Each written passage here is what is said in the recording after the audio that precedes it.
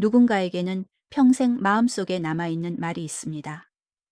그때 조금만 다르게 말했더라면, 그때 한 번만 더 이해했더라면, 우리는 가끔 가장 가까운 사람에게 가장 큰 상처를 주기도 합니다. 사랑하는 마음이 있었지만 표현하는 방법을 몰랐기 때문입니다. 오늘 꿈결 우체국에서 들려드릴 이야기는 한 시어머니와 며느리의 이야기입니다.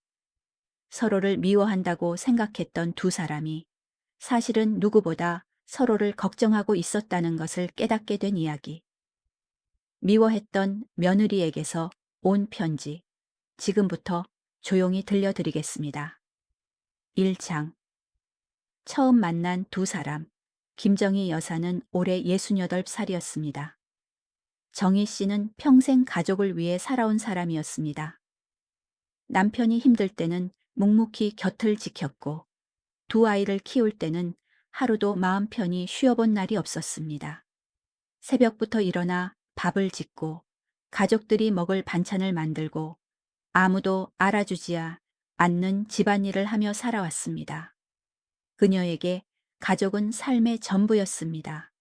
하지만 시간이 지나고 아이들이 하나둘 자신의 삶을 찾아가면서 정희 씨의 마음 한쪽에는 알 수 없는 허전함이 남기 시작했습니다. 특히 아들 민석은 정희 씨에게 특별한 존재였습니다. 어릴 때부터 몸이 약했던 아들이었습니다. 밤새 열이 올라 병원으로 뛰어간 날도 있었고 학교에서 힘든 일을 겪고 돌아온 날에는 아들의 작은 손을 잡고 함께 울었던 날도 있었습니다. 그래서인지 정희 씨에게 민석은 그저 아들이 아니라 평생 지켜주고 싶은 어린아이처럼 느껴졌습니다. 그런 아들이 어느 날 결혼할 사람을 데리고 왔습니다. 엄마, 인사해. 내가 정말 좋아하는 사람이야. 그날 정희 씨 앞에 선 사람은 서유나라는 젊은 여자였습니다. 유나는 조심스럽게 인사를 했습니다. 어머니, 처음 뵙겠습니다. 앞으로 잘 부탁드리겠습니다. 정희 씨는 웃으며 대답했습니다. 그래, 우리 민석이 잘 부탁한다. 그 순간 두 사람은 서로에게 좋은 사람이 되고 싶었습니다. 정희 씨는 생각했습니다. 내 아들을 행복하게 해줄 사람이면 좋겠다. 유나도 생각했습니다. 좋은 며느리가 되고 싶다. 하지만 두 사람 모두 몰랐습니다. 좋은 사람이 되고 싶은 마음만으로는 서로 다른 두 사람이 가족이 되는 일이 쉽지만은 않다는 것을. 2장. 작은 오해의 시작. 결혼 후 유나와 민석은 가까운 곳에 살았습니다. 정희 씨는 아들이 자주 보고 싶었습니다. 그래서 반찬을 만들 때마다 생각했습니다. 민석이가 좋아하는 거 좀 가져다 줘야겠다. 하지만 윤에게 그것은 조금 다르게 느껴졌습니다. 처음에는 고마웠습니다. 하지만 어느 순간부터 마음이 조금씩 불편해졌습니다. 민석아, 어머니가 또 반찬 보내주셨어. 맛있겠다. 우리 엄마 음식은 최고지. 민석의 말에 유나는 웃었습니다. 하지만 마음속에서는 작은 생각이 들었습니다. 나는 아직도 부족한 사람인가? 정희 씨는 그런 유나의 마음을 알지 못했습니다. 그저 자신이 해오던 방식으로 사랑을 표현하고 있었을 뿐이었습니다. 어느 날 정희 씨가 집에 들렀습니다. 그리고 주방을 둘러보다가 말했습니다. 유나야, 냉장고 정리를 조금 더 해두면 좋겠다. 그 말은 정희 씨에게는 조언이었습니다. 하지만 유나에게는 평가처럼 들렸습니다. 네, 어머니. 유나는 웃으며 대답했습니다. 하지만 그날 밤 혼자 설거지를 하면서 조용히 눈물을 흘렸습니다. 나는 정말 잘하고 싶은데 왜 항상 부족한 사람처럼 느껴질까? 한편 정희 씨도 마음이 좋지 않았습니다. 내가 뭐라고 한 것도 아닌데 왜 저렇게 어려워할까? 두 사람 모두 서운했지만 아무도 먼저 마음을 열지 못했습니다. 그렇게 작은 오해들은 하나둘 쌓여갔습니다. 마치 보이지 않는 벽처럼. 3장. 쌓여가는 상처와 명절날의 사건 시간은 천천히 흘러갔습니다. 겉으로 보기에는 평범한 가족이었습니다. 명절이면 함께 모였고, 생일이면 축하를 했고, 서로에게 큰 문제가 있는 것처럼 보이지 않았습니다. 하지만 마음속에는 작은 거리감이 생기고 있었습니다. 정희 씨는 생각했습니다. 요즘 며느리는 예전과 다르구나. 유나는 생각했습니다. 어머니는 나를 가족으로 생각하지 않는 걸까? 사실 두 사람 모두 틀린 생각을 하고 있었습니다. 정희 씨는 유나를 미워한 적이 없었습니다. 다만 자신이 살아온 방식이 정답이라고 믿었을 뿐이었습니다. 유나도 정희 씨를 싫어한 적이 없었습니다. 그저 인정받고 싶었고 좋은 며느리라는 말을 듣고 싶었습니다. 하지만 사람의 마음은 참 이상했습니다. 상대가 한 의도와 내가 받아들이는 의미는 다를 때가 많았습니다. 몇 년 후 어느 추석 명절이 찾아왔습니다. 아침부터 유나는 바쁘게 움직였습니다. 전도 부치고 잡채도 만들고 아이들까지 챙기느라 정신이 없었습니다. 예전 같으면 시댁에 가는 날이 긴장됐지만 이제는 익숙해졌다고 생각했습니다. 이번에는 웃으면서 보내자. 유나는 그렇게 마음먹었습니다. 하지만 시댁에 도착한 순간 작은 일이 시작되었습니다. 정희 씨가 부엌을 보며 말했습니다. 유나야, 잡채는 이렇게 하면 더 맛있는데. 유나는 잠시 멈췄습니다. 그리고 조용히 대답했습니다. 네, 어머니. 하지만 그 순간 마음속에서는 오래 참아왔던 감정이 올라왔습니다. 나는 몇 년째 노력하고 있는데 아직도 부족한 걸까? 잠시 후 가족들이 모두 모인 자리에서 정희 씨가 아무 생각 없이 말했습니다. 민석이는 어릴 때부터 입맛이 까다로워서 내가 다 맞춰줬거든. 그래서 그런지 음식은 조금 신경 써야 해. 그 말에 유나는 젓가락을 내려놓았습니다. 다른 사람들은 아무 의미 없이 들었지만 유나에게는 다르게 들렸습니다. 네가 우리 아들을 제대로 못 챙긴다는 말인가? 그날 저녁 집으로 돌아오는 차 안은 조용했습니다. 민석이 먼저 물었습니다. 유나야, 오늘 왜 말이 없어? 유나는 한참을 고민하다가 말했습니다. 나 어머니한테 인정받고 싶은데 잘 안 되는 것 같아. 민석은 한숨을 쉬었습니다. 엄마가 그런 뜻으로 말한 건 아닐 거야. 그 말에 유나의 마음은 더 서운해졌습니다. 당신은 항상 그렇게 말하잖아. 엄마는 그런 뜻 아니라고. 근데 나는 계속 상처받고 있는데. 민석은 아무 말도 하지 못했습니다. 사실 민석도 알고 있었습니다. 엄마가 나쁜 사람이 아니라는 것. 그리고 아내가 힘들어한다는 것도. 하지만 두 사람 사이에서 어떻게 해야 할지 몰랐습니다. 그날 밤 정희 씨도 잠을 이루지 못했습니다. 아들에게 전화가 왔습니다. 엄마, 유나가 좀 힘들어하는 것 같아. 그 말을 듣는 순간 정희 씨의 마음이 무너졌습니다. 내가 뭘 그렇게 잘못했나? 평생 가족을 위해 살아왔다고 생각했습니다. 맛있는 것을 해주고 도움이 필요할 때 달려가고 아들이 잘 살기를 바랐습니다. 그런데 어느 순간 자신의 사랑이 누군가에게는 부담이 되고 있었다는 사실이 마음 아팠습니다. 하지만 정희 씨는 쉽게 표현하지 못했습니다. 내가 미안하다. 그 짧은 말이 왜 그렇게 어려운지. 평생 강하게 살아온 사람에게는 사과하는 것조차 큰 용기가 필요했습니다. 그 후 두 사람은 조금씩 멀어졌습니다. 명절에는 필요한 말만 했고 전화도 줄어들었습니다. 시간이 지나면 괜찮아질 거라고 생각했지만 마음속에 남은 서운함은 쉽게 사라지지 않았습니다.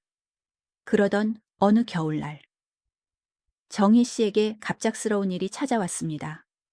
그리고 그 일이 두 사람의 관계를 완전히 바꾸게 됩니다. 4장. 숨겨진 편지. 그해 겨울은 유난히 추웠습니다.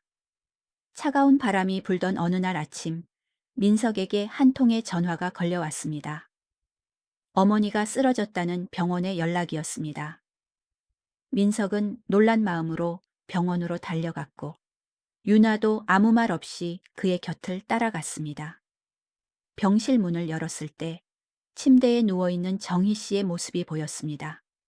평생 누구보다 강해 보였던 사람, 항상 괜찮다고 말하던 사람, 그런 사람이 너무 작고 힘없이 누워 있었습니다. 유나는 그 모습을 보는 순간 마음 한쪽이 무거워졌습니다. 나는 어머니를 얼마나 알고 있었을까? 정희 씨가 눈을 뜨고 두 사람을 바라봤습니다. 왔구나. 작은 목소리였습니다. 민석은 어머니의 손을 잡았습니다. 엄마, 왜 아프다는 말도 안 했어? 정희 씨는 살짝 웃었습니다. 괜찮아질 줄 알았지. 그 말에 유나는 마음이 아팠습니다. 늘 그랬습니다. 정희 씨는 힘든 일이 있어도 괜찮다고 했습니다. 아파도 괜찮다고 했고, 외로워도 괜찮다고 했습니다. 평생 가족에게 부담이 되지 않으려고 살아온 사람이었습니다. 며칠 뒤 유나는 정희 씨의 집에 들러 필요한 물건을 가져오게 되었습니다. 오랜만에 들어간 집은 조용했습니다. 예전과 똑같은 모습이었습니다. 거실 한쪽에는 가족 사진이 놓여 있었고, 주방에는 오래 사용한 냄비들이 그대로 있었습니다. 유나는 물건을 찾다가 작은 서랍 하나를 발견했습니다. 그 안에는 오래된 사진들과 편지들이 들어 있었습니다. 그리고 그 사이에 자신의 이름이 적힌 봉투 하나가 있었습니다. 윤에게. 유나는 잠시 멈췄습니다. 자신에게 온 편지였습니다. 조심스럽게 봉투를 열었습니다. 안에는 정희 씨의 송글씨가 적혀 있었습니다. 유나야, 이 편지를 네가 보게 될지 모르겠다. 아마 나는 너에게 이런 말을 직접 하지 못할 것 같아서 글로 남긴다. 유나의 손이 조금 떨렸습니다. 천천히 다음 문장을 읽었습니다. 처음 네가 우리 집에 왔던 날을 기억한다. 너는 긴장한 얼굴로 내 앞에 앉아 있었지. 나는 그때 네가 참 예쁘다고 생각했다. 그리고 고마웠다. 내 아들을 사랑해주는 사람이 있다는 게 얼마나 다행인지 몰랐다. 유나는 숨을 멈췄습니다. 그동안 자신은 한 번도 그렇게 생각하지 못했습니다. 어머니가 자신을 못마땅하게 여긴다고만 생각했습니다. 하지만 편지는 계속 이어졌습니다. 그런데 나는 좋은 어머니가 되는 방법을 몰랐다. 내가 살아온 방식만 알고 있었고 그 방식이 너에게는 힘들 수 있다는 걸 몰랐다. 나는 네가 부족하다고 생각한 적이 없다. 오히려 내가 부족했던 것 같다. 유나의 눈에 눈물이 맺혔습니다. 편지 글씨는 조금씩 흔들려 있었습니다. 아마 정희 씨가 직접 쓴 마지막 마음이었을 것입니다. 유나야, 너도 처음 며느리가 되었고 나도 처음 시어머니가 되었다.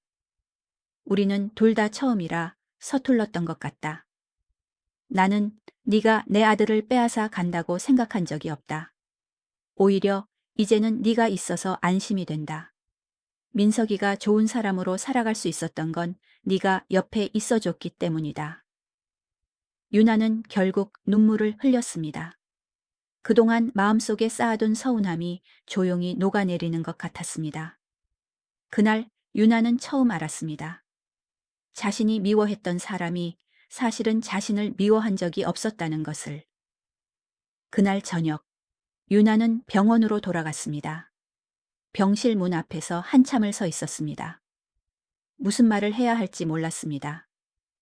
그동안 하지 못했던 말들이 너무 많았습니다.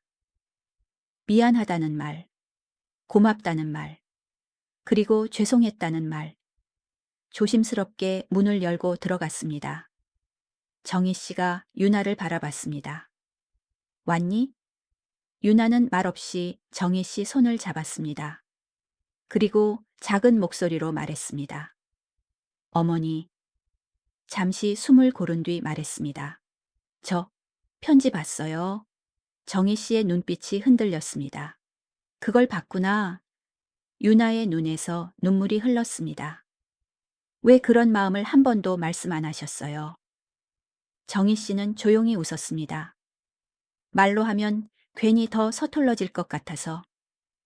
두 사람은 한동안 아무 말 없이 손을 잡고 있었습니다.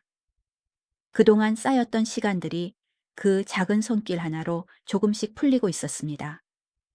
5장. 처음 마주한 진심 그날 이후 정희 씨와 유나 사이에는 작은 변화가 생기기 시작했습니다. 갑자기 모든 것이 달라진 것은 아니었습니다. 몇 년 동안 쌓인 마음의 벽이 하루아침에 사라질 수는 없었습니다. 하지만 두 사람은 이제 조금씩 노력하기 시작했습니다. 예전에는 마음속으로만 생각했던 말을 조금씩 꺼내보기 시작했습니다. 퇴원한 뒤 어느 주말이었습니다. 유나는 오랜만에 정희 씨 집을 찾았습니다. 예전 같았으면 방문하기 전부터 긴장했을 것입니다. 무슨 말을 해야 할지, 혹시 또 실수하지 않을지 걱정했을 것입니다. 하지만 그날은 달랐습니다. 현관문을 열고 들어가는 순간 유나는 조용히 웃었습니다. 어머니, 저 왔어요. 정희 씨가 부엌에서 나왔습니다. 왔니? 짧은 말이었지만 예전과는 조금 달랐습니다. 그 안에는 반가움이 담겨 있었습니다. 유나는 주방으로 들어가 앞치마를 둘렀습니다. 오늘은 제가 할게요. 정희 씨가 놀란 표정을 지었습니다. 네가 해도 괜찮겠니? 유나가 웃으며 대답했습니다. 어머니한테 배우고 싶어요. 그 말에 정희 씨는 잠시 멈췄습니다. 예전 같았으면 자신이 가르쳐야 한다고 생각했을 것입니다. 하지만 이제는 알았습니다. 가르치는 것보다 중요한 건 함께 하는 것이라는 걸. 두 사람은 나란히 주방에 서서 음식을 만들었습니다. 간을 맞추는 방법이 달랐고 요리 순서도 달랐습니다. 하지만 이번에는 서로의 방식을 틀렸다고 하지 않았습니다. 어머니, 저는 이렇게 해봤는데 괜찮아요? 그래, 그것도 맛있겠다. 어머니 방식도 한번 해볼게요. 그래, 천천히 하면 돼. 그날 주방에는 오랜만에 웃음소리가 들렸습니다. 며칠 뒤 정희 씨는 민석에게 말했습니다. 민석아. 응, 엄마. 유나 참 좋은 사람이다. 민석은 웃었습니다. 이제 알았어? 정희 씨도 미소를 지었습니다. 응, 내가 너무 늦게 알았구나. 잠시 창밖을 바라보던 정희 씨가 조용히 말했습니다. 나는 네가 결혼하면 내 자리를 뺏기는 줄 알았다. 민석은 놀란 표정을 지었습니다. 엄마가 그런 생각을 했어? 정희 씨는 작게 웃었습니다. 엄마도 처음이라 그랬나 보다. 아들을 사랑하는 방법만 알았지 보내주는 방법은 몰랐던 것 같아. 시간이 조금 더 흘렀습니다. 어느 날 유나는 정희 씨에게 전화를 걸었습니다. 어머니, 밥은 드셨어요? 예전에는 쉽게 하지 못했던 말이었습니다. 하지만 이제는 자연스러워졌습니다. 정희 씨도 대답했습니다. 먹었다. 너는? 저도 먹었어요. 짧은 대화였습니다. 하지만 그 안에는 예전과 다른 따뜻함이 있었습니다. 사람들은 말합니다. 가족은 처음부터 완벽하게 맞는 사람들이 만나는 것이라고. 하지만 어쩌면 가족은 서로 다른 사람들이 만나서 조금씩 맞춰가는 과정인지도 모릅니다. 시어머니도 처음이었고 며느리도 처음이었습니다. 누군가의 어머니가 되는 것도 처음이었고 누군가의 아내가 되는 것도 처음이었습니다. 그래서 서툴렀고 그래서 상처도 있었습니다. 하지만 중요한 것은 상처가 없었던 관계가 아니라 상처를 딛고 다시 손을 잡는 관계였습니다. 몇 년 후 정희 씨는 오래된 사진 한 장을 바라보고 있었습니다. 사진 속에는 가족들이 함께 웃고 있었습니다. 그 옆에는 유나가 있었습니다. 예전에는 멀게만 느껴졌던 사람이었습니다. 하지만 이제는 딸처럼 느껴지는 사람이었습니다. 정희 씨는 사진을 보며 조용히 말했습니다. 참 고맙다. 누구에게 하는 말인지 알 수 없었습니다. 아들에게 하는 말인지, 며느리에게 하는 말인지, 아니면 지나온 시간에게 하는 말인지. 하지만 그 마음만큼은 분명했습니다. 그리고 어느 날 유나는 정희 씨에게 작은 편지 한 통을 건넸습니다. 봉투 앞에는 이렇게 적혀 있었습니다. 어머니께. 정희 씨는 조심스럽게 편지를 열었습니다. 그 안에는 짧은 글이 적혀 있었습니다. 어머니, 예전에는 어머니가 저를 이해해 주길 바랐어요. 그런데 이제는 알 것 같아요. 어머니도 이해받고 싶었던 사람이었다는 걸. 저도 좋은 며느리가 되고 싶었지만 어머니도 좋은 어머니가 되고 싶으셨다는 걸. 늦었지만 감사합니다. 그리고 사랑합니다. 정희 씨는 그 편지를 한참 동안 바라보았습니다. 그리고 조용히 눈물을 흘렸습니다. 슬퍼서 흘리는 눈물이 아니었습니다. 오랫동안 마음속에 담아두었던 감정이 이제야 편안하게 내려놓이는 눈물이었습니다. 마지막 이야기 우리는 가끔 가장 가까운 사람에게 가장 어려운 말을 합니다. 고마워, 미안해, 사랑해. 이 짧은 말들이 왜 그렇게 어려운지 모릅니다. 하지만 마음은 기다리고 있을지도 모릅니다. 누군가 먼저 건네주기를. 오늘 꿈겨루 채국에서 들려드린 이야기가 당신의 마음 한쪽에 작은 위로가 되었기를 바랍니다. 혹시 마음속에 아직 전하지 못한 말이 있다면 조금 늦어도 괜찮습니다. 따뜻한 한마디는 언제든 누군가의 마음에 도착할 수 있으니까요. 오늘도 편안한 밤 보내세요. 꿈겨루 채국이었습니다.